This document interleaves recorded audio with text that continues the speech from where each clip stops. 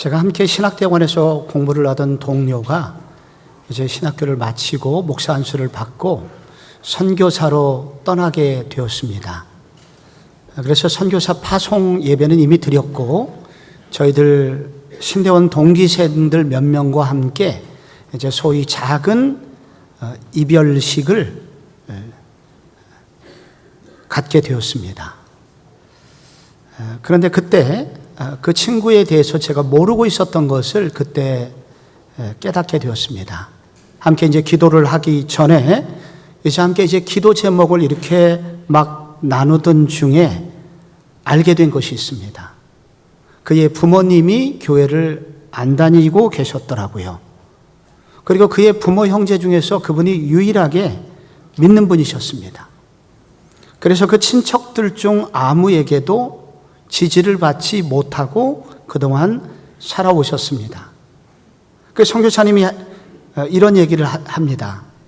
나는 선교사로 부름을 받았습니다. 그런데 아직 부모님이 예수를 믿지 않습니다. 그러니 아들이 선교사로 떠나는 것을 이해할 수 없으시고 친척들 모두 다 미쳤다고 합니다.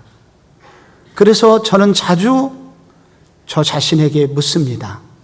이렇게 사는 것이 옳은 일일까? 그 얘기를 듣는데 가슴이 메어졌습니다. 지나간 2주간 저희가 새벽에 특별 부흥회를 저희들이 2주간 철로역정이라는 대작과 진짜 대작인 성경을 엮어서 함께 묵상하면서 부흥회를 마쳤습니다. 철로역정의 시작은 크리스천이라는 사람이 책을 읽다가 자기가 살고 있는 도시가 멸망할 것이라는 것을 알게 됩니다. 그런 거대한 두려움에 사로잡히게 되고 그래서 영원한 도성을 향하여 여행을 떠나게 됩니다. 그 사실을 가족들에게 말했지만 가족들은 모두 다 미쳤다고 생각합니다. 비난을 받습니다. 어쩔 수 없이 아내와 4 자녀를 두고 홀로 길을 떠나게 됩니다. 그러나 순례의 길을 가는 내내 그것이 그의 마음을 고통스럽게 만듭니다. 우리 모두는 선교사는 아닙니다. 그러나 우리 모두는 천국을 향하여 길을 떠나는 선교사와 같은 순례자들입니다. 우리 중에 꽤 많은 분들이 비신자들, 가족들 틈바구니 속에서 신앙생활하는 분들이 있습니다. 이거를 범위를 조금 넓혀서 가문으로 넓히면 비신자 친척들 사이에서 신앙생활을 하는 분들이 더 많습니다. 그리고 이것을 범위를 조금 더 넓히면 우리의 친구들이나 동료들 사이에서 예수를 안 믿는 사람들 속에서 우리는 신앙생활을 하고 있습니다. 요즘 더 문제가 되는 것은 우리의 자식들이 교회를 안 다닌다고 합니다. 목사의 자식들도 장로나 권사의 자식들도 교회를 안 다니는 비율이 점점 높아지고 있습니다.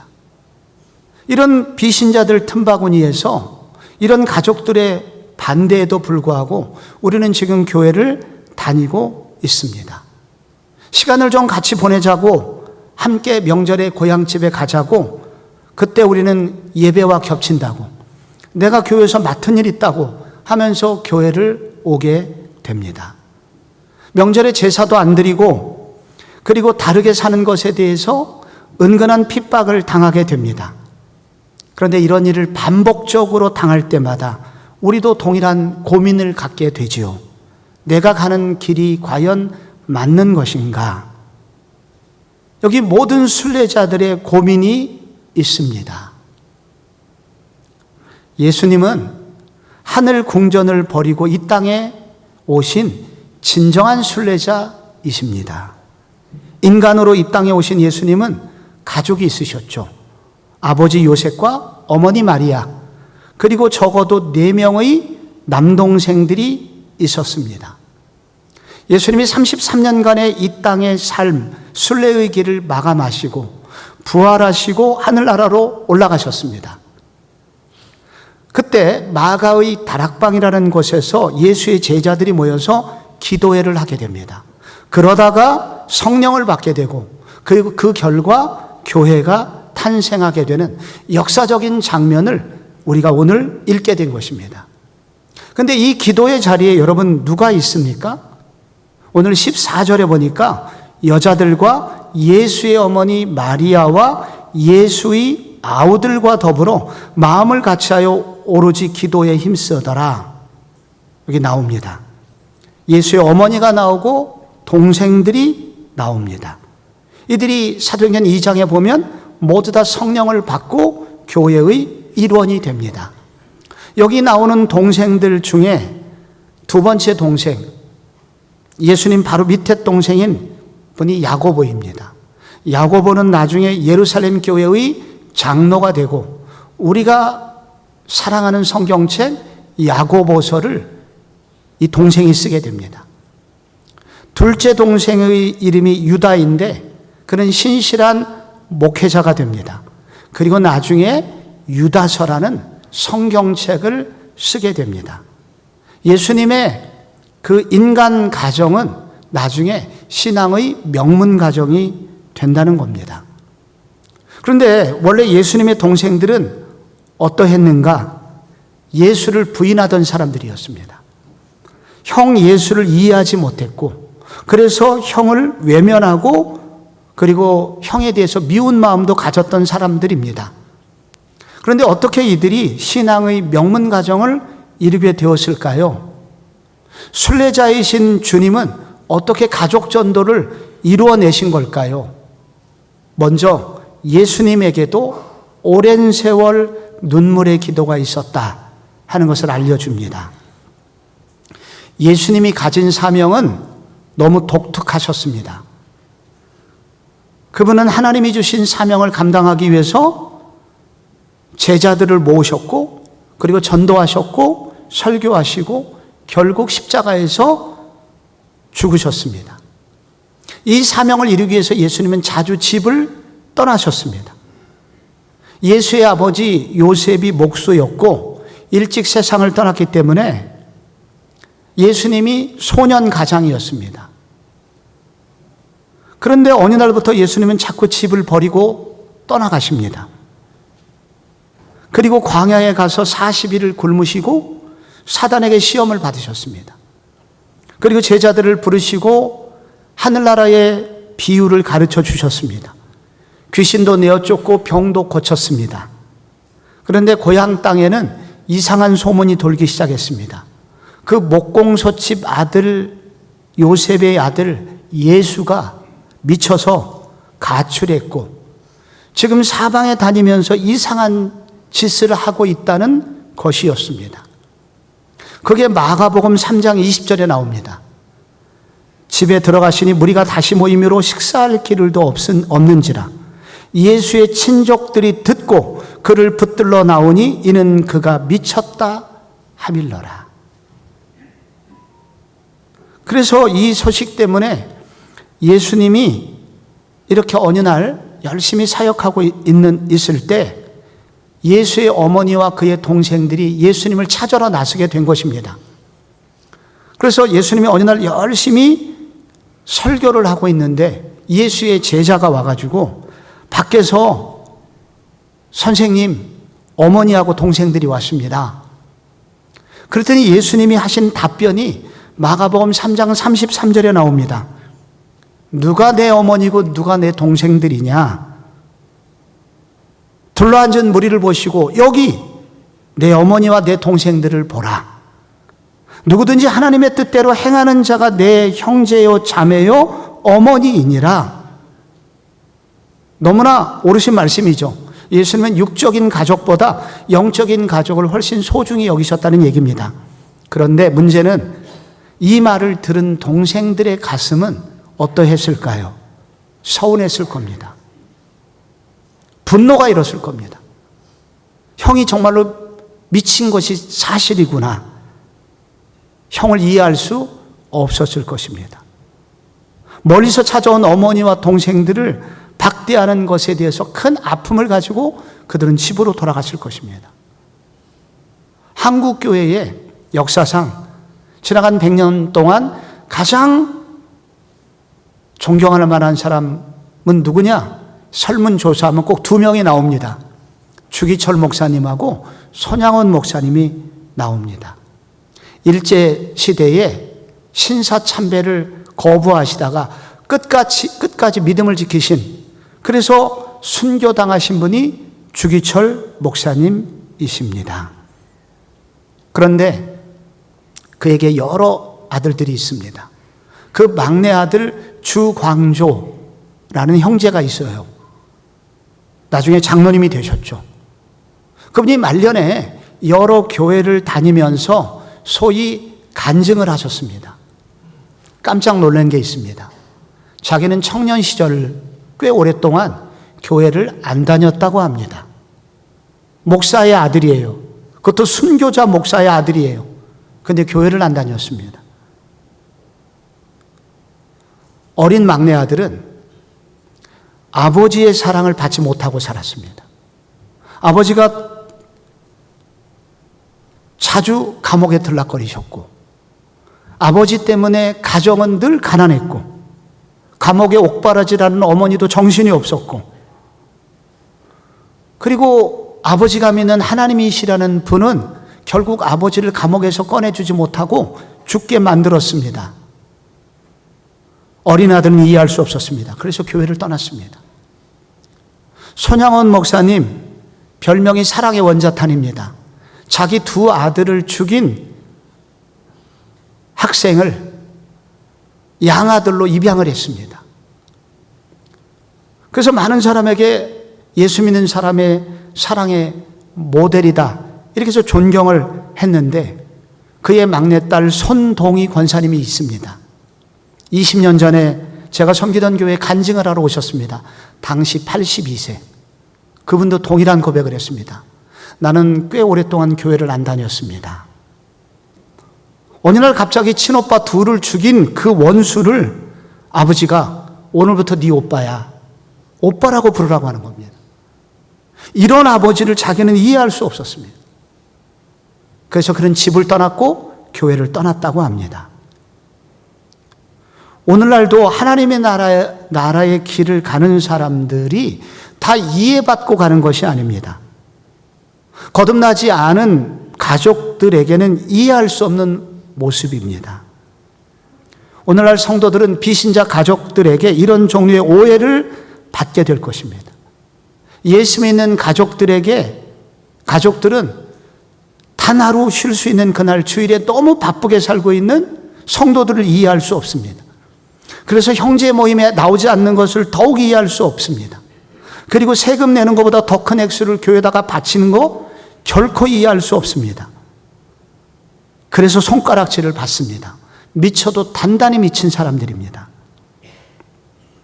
예수님의 경우에 게다가 예수님이 가난하셨습니다. 밖에 나가서 자주 굶으셨고 집도 절도 없이 방황하셨습니다. 마지막엔 채찍에 맞고 십자가에서 법정 최고형으로 사형당하셨습니다. 교회 나가서 세상적으로 잘 되면 그래도 할 말이라도 있습니다. 그런데 어떤 경우에는 고난을 당하게 됩니다. 정직하게 살다 보니까 다른 형제들보다 더 가난하게 삽니다. 그들의 눈에 한심해 보입니다. 도대체 저런 예수를 왜 믿는지 이해할 수 없습니다. 결정적으로 이해할 수 없는 게 또 하나 있습니다. 예수님은 다른 사람들에게는 많은 기적을 베푸셨습니다. 그런데 단 한 번도 가족들을 위해서는 기적을 베푼 적이 없습니다. 왜 그렇게 하셨을까요? 그 예수님이 얼마든지 할 수 있는, 베풀 수 있는 기적을 왜 가족들에게는 베풀지 않으셨을까요? 히브리서 2장 18절에 그 답이 나옵니다. 그가 시험을 받아 고난을 당하셨은즉 시험받는 자들을 능히 도우시리라. 이 구절을 통해서 우리 모두 알 수 있는 것이 무엇입니까? 오랫동안 기도해도 돌아오지 않는 가족들을 둔 성도들의 아픔을 품으시겠다는 겁니다. 나도 그랬다. 나도 오랫동안 기도했고 그것 때문에 오랜 세월 아팠고 눈물을 흘렸다. 나는 너의 아픔을 알고 있다는 그 아픔을 동정하시기 위해서, 그 아픔을 공감하시기 위해서 예수님께서도 동일한 고통을 당하고 계셨다는 것입니다. 그동안 예수님이 히브리서 5장 7절을 보면 무엇을 하셨는가? 그는 육체에 계실 때에 자기를 죽음에서 능히 구원하실 이에게 심한 통곡과 눈물로 간구와 소원을 올렸고 그의 경건하심으로 말미암아 들으심을 얻었느니라. 예수님도 그렇게 눈물을 흘리셨다는 겁니다. 가족 복음화를 위해서 가슴을 치며 오셨다는 것입니다. 그 오랜 세월의 결과 오늘 이 영광스러운 날이 오게 된 것이죠. 철로역정을 비판하는 분들이 있습니다. 어떻게 무책임하게 아내와 자식들을 내버려 둔 채 자기만 살자고 순례의 길을 걸어갈 수 있는가 하는 것입니다. 그런데 철로역정에는 2부가 있습니다. 2부의 시작은 크리스찬의 아내 크리스티아나가 나옵니다. 남편이 떠나간 이후에 그 가정에 변화가 생깁니다. 아내의 마음에 변화가 생깁니다. 그리고 결국 크리스티아나는 내 아들과 함께 순례의 길을 떠납니다. 그때 자비라고 하는 같은 동네에 사는 자매도 함께 길을 떠나겠다고 같이 가게 해달라고 합니다. 그래서 같이 동행을 하게 됩니다. 그런데 자비가 길을 떠나면서 크리스티아나에게 말합니다. 나는 길을 떠나지만 여기 장차 망하게 될 이 도성에 사는 우리 가족들과 친척들은 어떻게 해야 할까요? 하면서 그런 고백을 합니다. 그때 크리스티아나의 고백이 이와 같습니다. 내 착한 남편 크리스찬도 나를 떠날 때 내게 그런 마음이 있었다오. 그러나 그이와 우리 구주 되시는 하나님께서는 그의 눈물을 받아 병에 넣어 두셨습니다. 그리하여 이제 당신과 나 그리고 아이들이 그 눈물의 열매를 거두는 것이지요. 자비 자매, 나는 당신의 이 눈물들이 결코 헛되지 않으리라고 봅니다. 왜냐하면 진리의 말씀에 이르기를 눈물을 흘리며 씨를 뿌리는 자는 기쁨으로 거두리로다 라고 하는 말씀이 있기 때문입니다. 그러니까 철로역정 주인공 크리스찬은 순례의 길 내내 심지어 천국에 가서도 계속해서 눈물의 기도를 흘렸다는 것입니다.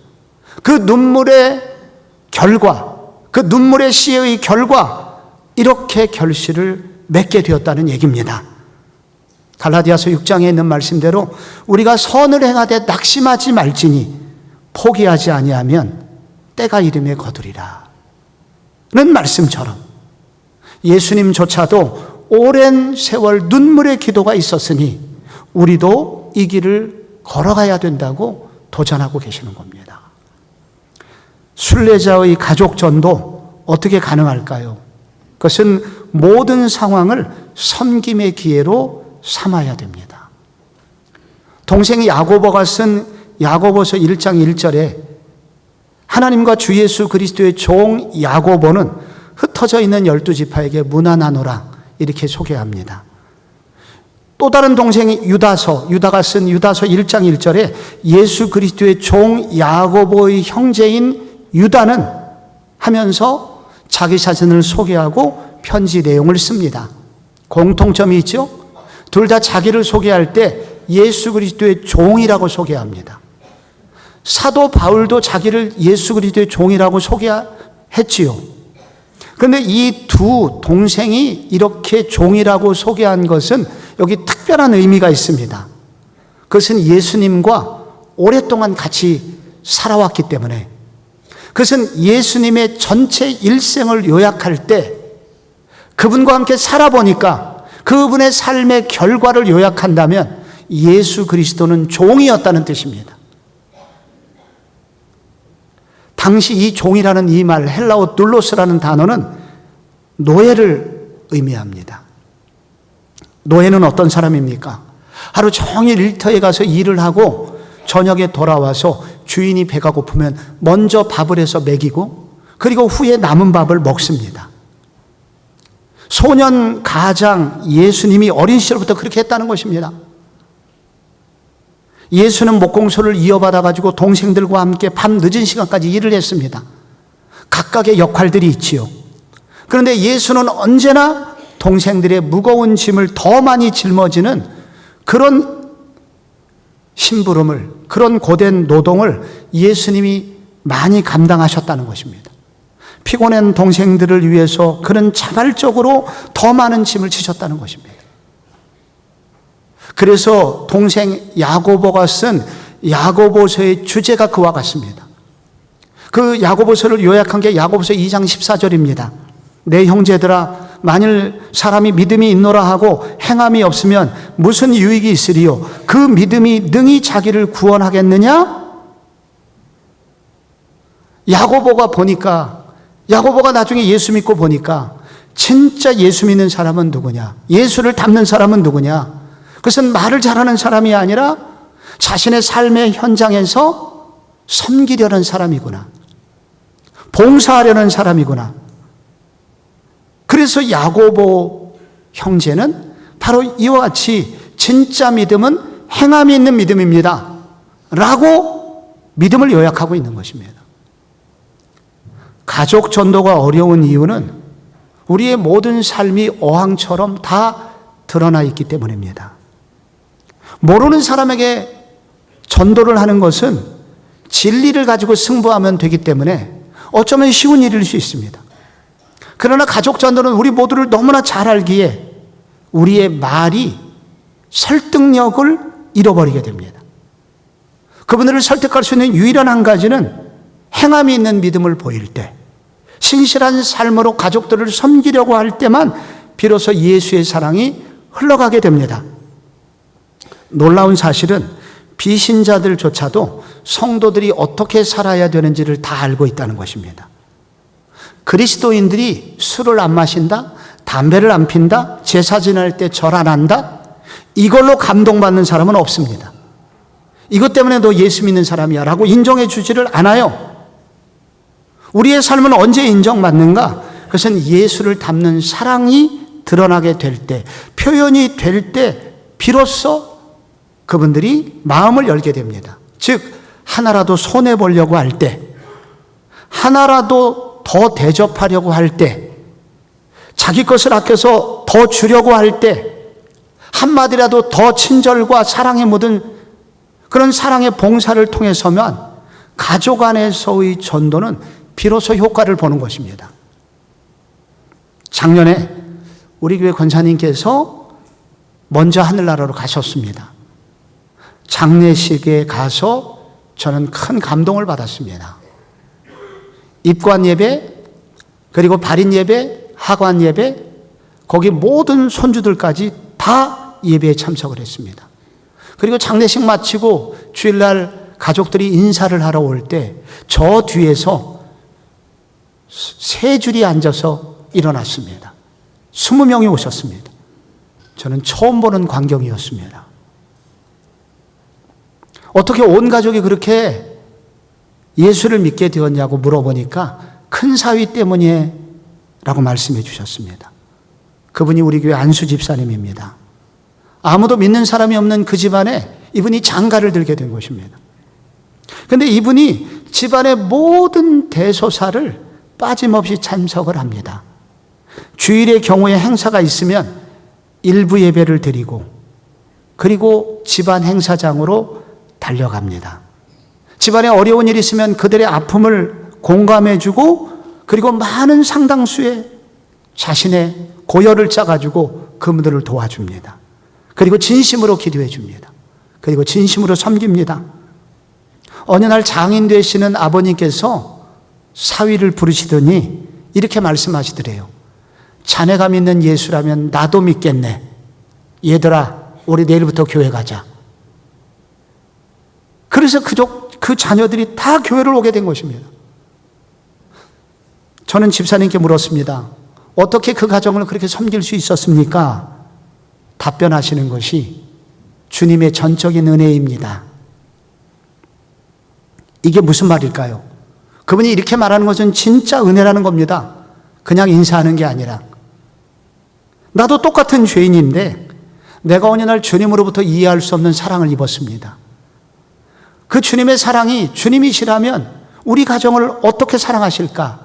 그렇게 생각을 하다 보니까 나도 뭐라도 해야 되겠다. 그래서 그렇게 조금씩 작은 섬김을 하게 되었는데 정말 주님의 특별한 은혜로 이런 결실을 맺게 되었다는 얘기입니다. 하나님은 누구를 통해서 가족을 전도하십니까? 말 잘하는 사람을 통해서 전도되는 게 아니라 사랑의 섬김을 실천하려는 종들에게 오늘도 가족 내에서 내가 무엇을 손해볼까? 내가 어떻게 하면 가족들을 기쁘게 할까? 내가 만나는 가족들을 만나는 그 시간이 섬김의 기회로 삼으려고 하는 종들을 통해서 오늘도 주님은 그런 일을 행하신다는 것입니다. 순례자의 가족 전도 어떻게 가능한가? 마지막으로 인간의 최선 끝에 일하시는 성령님의 역사하심으로만 가능합니다.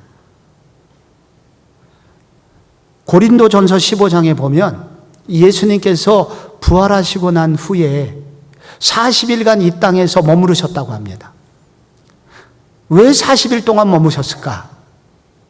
연구 대상입니다. 그런데 그 40일 동안 예수님께서 부활하신 예수님이 여러 사람을 찾아가셨습니다. 그 명단이 고린도전서 그 15장 5절 이하에 나옵니다. 게바에게 보이시고, 게바는 베드로입니다. 후에 12제자에게와 그 후에 500여 형제에게 일시에 보이셨나니 그 중에 지금까지 대다수는 살아있고 어떤 사람은 잠들었으며 그 후에 야고보에게 보이셨으며, 여기 동생 야고보가 나옵니다. 예수님이 부활의 몸을 입고 이 야고보를 찾아간 것입니다. 무슨 얘기냐면 예수님께서 형 예수가 십자가에서 처절하게 죽는 것을 보고 예수의 동생들은 충격을 받고 낙심에 빠져 있었던 것입니다. 그때 예수님께서 형으로서 동생 야고보를 찾아간 것이죠. 그 동생은 이 모든 것이 이제 끝났구나, 형은 고생만 하다가 죽으셨구나, 이렇게 슬퍼하고 있었을 때 예수님이 부활체의 몸을 입고 나타나신 것입니다. 그리고 그때 비로소 야고보가 알게 된 것입니다. 아, 우리 형은 보통 형이 아니었구나, 인간이 아니었구나. 이분은 하나님의 아들이셨고 그리고 죽음 이후에 영원한 삶이 있다는 것을 보여주시기 위해서 죽으셨구나. 그리고 예수님, 형 예수가 죽은 죽음은 바로 내가 죽어야 될 그 죄짐을 대신 짊어지고 죽으신 거구나, 이렇게 깨닫게 된 것입니다. 그래서 제자들과 함께 이 기도의 자리에 오게 된 것입니다. 동생 야고보의 마음에 변화가 오게 된 것입니다. 부활하신 예수님께서 끝까지 포기하지 않고 마지막 순간까지 동생 야고보에게 전도했고 그 결과 바로 동생의 마음에 드디어 변화가 오기 시작한 것입니다. 이 마가의 다락방에서 야고보가 무슨 기도를 했겠습니까? 회개했을 겁니다. 제가 무지했습니다. 내가 형을 몰랐습니다. 형의 고통과 형의 눈물, 그 사랑을 제가 몰랐습니다. 그리고 비로소 야고보와 그의 동생들이 회개 기도를 하게 됩니다. 그리고 무섭은 속도로 변화를 하게 되고 초대교회 장로가 되고, 그리고 1세기 예루살렘 교회의 이방인 교회와 예루살렘 교회가 갈등이 생겼을 때 최초의 예루살렘 공의회를 화합으로 이끈 1세기 최고의 리더가 됩니다. 그게 야고보입니다. 예수님은 누군가 완전히 변화되기까지 기다리지 않으셨다는 겁니다. 온 가족에게 이해받을 수 있을 때까지, 그때까지 참은 게 아닙니다. 먼저 은혜 받은 그는, 사명을 받은 그는 하나님께서 맡기신 길을 묵묵히 먼저 걸어왔었다는 것입니다. 그러나 동시에 끝까지 포기하지 않고 가족 복음화의 문을 두드렸다는 것입니다. 그랬더니 어느 날 주님의 시간에 이런 놀라운 변화가 일어나게 된 것입니다. 사도행전 16장 31절에 주 예수를 믿으라, 그리하면 너와 내 집이 구원을 얻으리라 약속합니다. 여기 순서가 중요합니다. 누구부터 믿어야 됩니까? 네가 믿어야 됩니다. 예수를 믿는 너, 네가 먼저 예수 믿으면 주님의 시간에 반드시 모든 가족도 구원받게 될 것이라고 약속하고 있는 것입니다. 그렇기 때문에 그 가족이 구원을 받으려면 누군가 먼저 믿어야 됩니다. 누군가 집안을 구원하는 일에 선구자가 되어야 합니다. 한동안 그분은 외롭고 힘들겠지만 그가 먼저 길을 떠나야 합니다. 중단하지 말아야 됩니다. 그러면 주님께서 주님의 시간에 약속하신 말씀을 이루어 주시겠다고 하십니다. 철로역정에서 크리스천이 집을 떠납니다. 그런데 도시 사람들이 거의 전부 그를 미쳤다고 비난을 합니다. 그때 철로역정 2부에 주인공 크리스찬이 떠나간 후에 그 마을에 무슨 일이 있었는지 소개가 됩니다. 그가 있을 동안에는 모든 사람들로부터 바보라는 소리를 들었지만 떠나가고 없는 지금 모든 사람들로부터 칭찬을 받고 있다는 것입니다. 그가 천국에서 그 천국의 주인공이신 왕자와 동행하는 삶을 살고 있다는 것이 그 소식이 마을에 전해졌고 그래서 그는 지금 모두의 부러움이 되었다. 그게 철로역정 2부의 시작입니다. 그 도시에 변화가 있을 뿐만 아니라 그 크리스찬의 아내에게 변화가 찾아옵니다. 이렇게 존 번연은 소개를 합니다. 크리스찬의 아내는 남편이 울부짖을 때 함께 천성을 향해 길을 떠나자고 했을 때 불친절하고 매정하게 대했던 갖가지 일들이 벌떼처럼 그녀의 마음에 몰려들어 양심을 얽어매고 죄의식에 눌리게 만들었다. 등에 무거운 짐을 진 크리스천이 그때 자기 앞에서 말하던 것과 행하던 것들이 하나도 남김없이 번개처럼 그녀의 기억에 되살아 나 가슴을 갈갈이 찢어놓고 말았다. 특히 어떻게 하면 구원을 받을 수 있을까? 그의 부르짖음이 그녀의 귀에 가장 슬프게 울려왔다. 그래서 아이들에게 이렇게 말합니다. 얘들아, 이제 우리는 다 틀렸어. 내가 큰 죄를 지어서 너희들의 생명까지도 방해한 셈이 되었구나. 그러자 아이들이 눈물을 흘리며 엄마, 우리도 지금이라도 아버지를 따라가요 하면서 길을 떠날 결심을 하게 됩니다. 그날 밤 크리스티아나의 특별한 꿈을 꾸게 됩니다.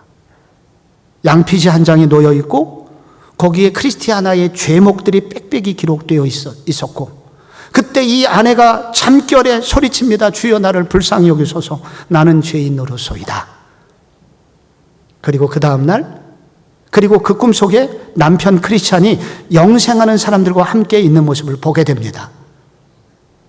그리고 다음 날 길을 떠나게 됩니다.